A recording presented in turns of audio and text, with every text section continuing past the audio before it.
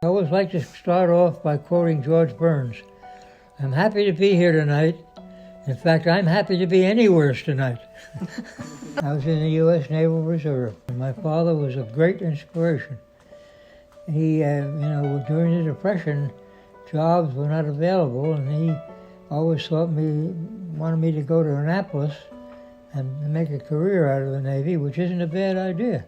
The Brooklyn Dodgers had a football team at that time, and they were playing the New York Giants. And I think somebody was about to make an extra point. I think it was the Dodgers. And they interrupted. We interrupt this program with a news bulletin. The Japanese have attacked Pearl Harbor.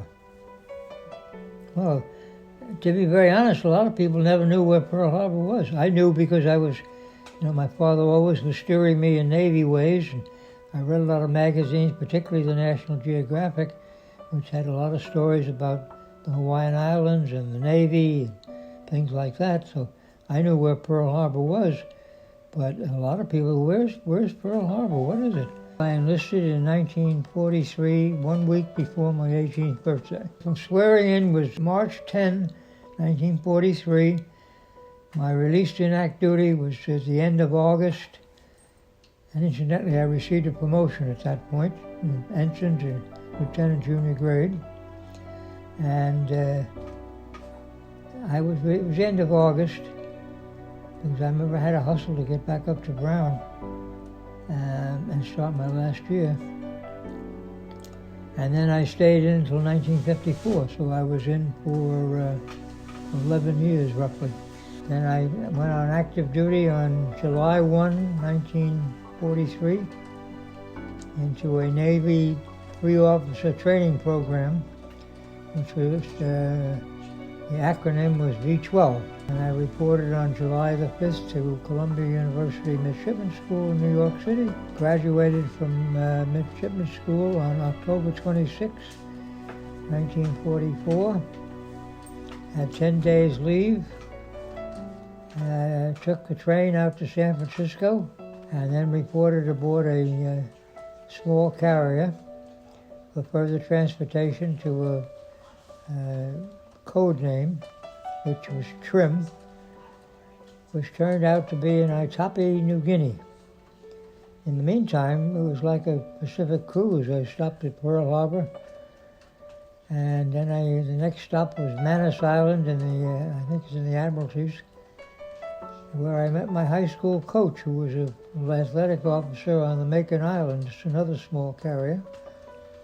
And I spent 9 days on an Army transport, which was an experience in itself. Worst meal I ever had in my life. You needed biscuits, a scoop of potato salad, and powdered cocoa.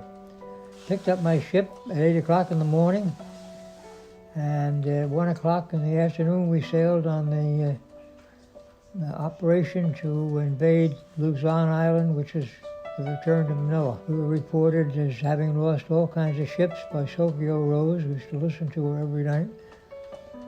And the most interesting thing outside of the invasion itself was the night before, as we were passing by Manila Bay, there was a kind of a frantic talk between ships with our escorts on the outer rim. Somebody saying on the TBS, I have a bogey. Then can he identify it? No, he doesn't identify it. All right, send up a star shell. So they sent up of course there it was. And then they started firing shells. It was like, if you've been to a ball game, they hit fly balls to the outfield. It was like watching them in the arc. Mm-hmm. And first they went over, then they'd be short. And finally, they were firing regular shells in the meantime. And finally, one of them hit us. And boy, she blew. Ooh. Never forget that. And then the commanding officer or somebody for the commanding officer said, pick up 2 survivors. And within 30 seconds, they pick up no survivors. So there were I don't know whether they swam ashore. They couldn't have been too far out. Whether they could survive, I don't know. We were assigned to carry MacArthur's radio equipment for some reason. although in the Leyte invasion the ship had carried the Philippine official party. The president and General Romulo and General Valdez, they all lived on our ship, or stayed on our ship. And then they joined MacArthur in the famous landing where he waded through the water. And we were up there, we were strafed one night, we were in formation, and we were the second ship in line. By number, see, we were number 167, they were number 166, and all of a sudden, bang!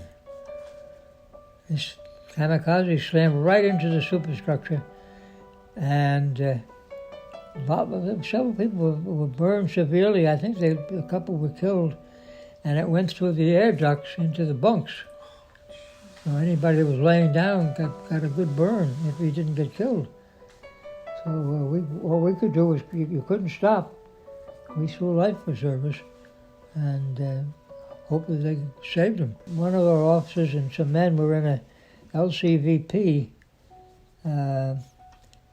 patrolling to watch out for what they call sappers, so they didn't come and attach mines to the ship.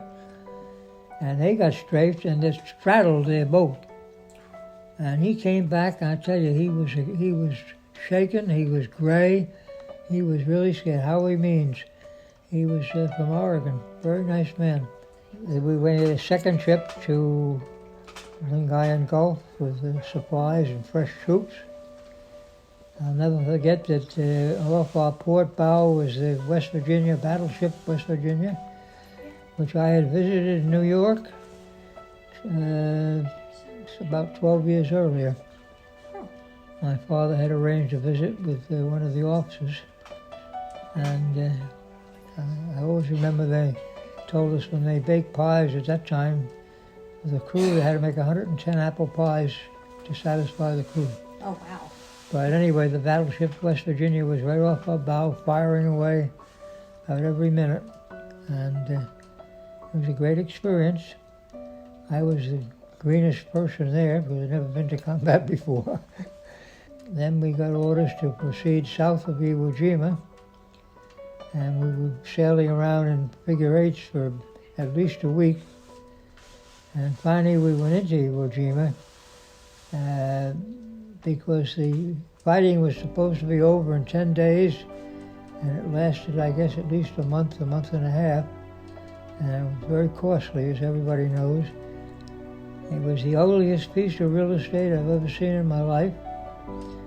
I saw the Sun flag up on Suribachi, and before we left, the B-29 bombers were already taking off because it got them 700 or 800 miles closer to Tokyo.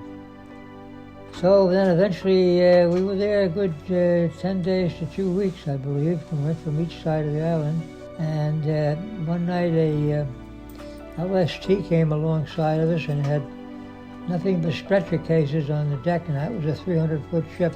So we took aboard 25 stretcher cases. Most cases, or a lot of the cases, were abdominal wounds because of the mortars. The mortar would go up and come down and blow up into your face and your insides. So we eventually took them all back to Pearl. The ones that could go to the hospital went. We also had some walking survivors. And then we took the walking survivors to Hilo. From there we went back to Oakland, and then I had a 1 month leave, went home. Never flew in my life before. Walked down to United Airlines, bought a ticket, got on board. 21 hours later, I was back in New York.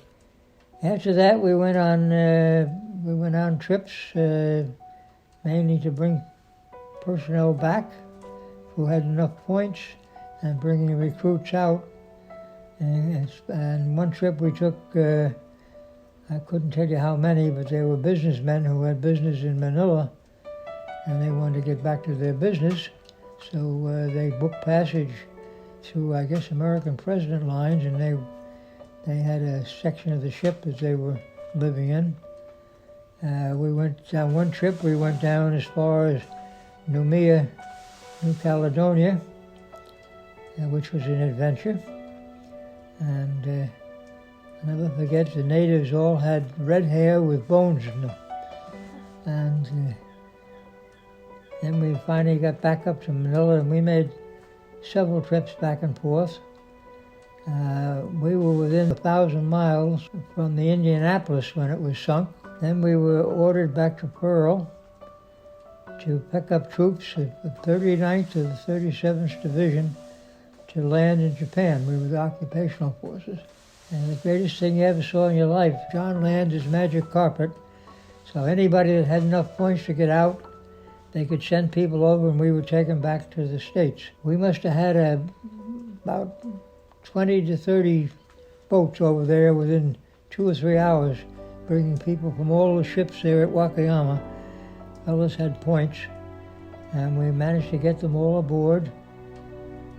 We took them to Los Angeles, and we were greeted by the Red Cross and the Salvation Army, and it was quite an event. I mean, they met us outside the harbor of Los Angeles, and bands playing, and pretty girls on the ship waving. And finally, we got orders to take some troops back to San Francisco, and we got them there in the spring of '46. On the 4th of July, we got orders to report to Seattle for decommissioning. So we left on the 4th of July and went up the coast. And we were in Seattle for about at least 2 weeks. And finally, I had enough points to be discharged. So I flew home. You have to understand, things were a lot different then. And I mean, the food, you couldn't get to. Well, we got food, sure, but I know my mother fortunately had a friend who was her butcher. She would get things that other people wouldn't, and you couldn't get things in stores all the time, and clothing and things like that. Everything was for the service, and it's the way as it should be. I mean, it was an all-out effort. Oh, I was very proud to serve my country. I mean, I had been brought up again with my dad. He was a very loyal American. Incidentally, one of the things that I don't think there's too many people around today can say they shook hands and talked to a Civil War vet. But we had a Civil War vet lived in Belmore, where I grew up, Captain Barker. And at that time he was 92, but he used to ride in a car during the Memorial Day parade. And I had a chance to meet him once or twice, shake his hand. And there's one of my partners by the name of Charles Cadies, he had served in Europe in the Army. He was in the reserves from the days he was in Washington. He was at the firm in 1930 or 31, and through one of the former associates at the firm, he went down, and he was one of Roosevelt's bright young men. And he joined the Army Reserves, and he served in Europe, and then he was called back to some kind of a school in Washington, and he became a member of MacArthur's staff in Japan. And he was the real draftsman of the Japanese Constitution. A legal education, to me, is the most valuable because it teaches you three things: research, analyze, and conclude. And if you're going to be successful, you got to do that. As the last line of our national anthem says, "The land of the free and the home of the brave." And let's keep it that way. Somebody's turning 95 on St. Patrick's Day, so on behalf of myself and John and Elise and American Brother and everybody, we would like to wish you a happy 95th birthday, and thank you so much.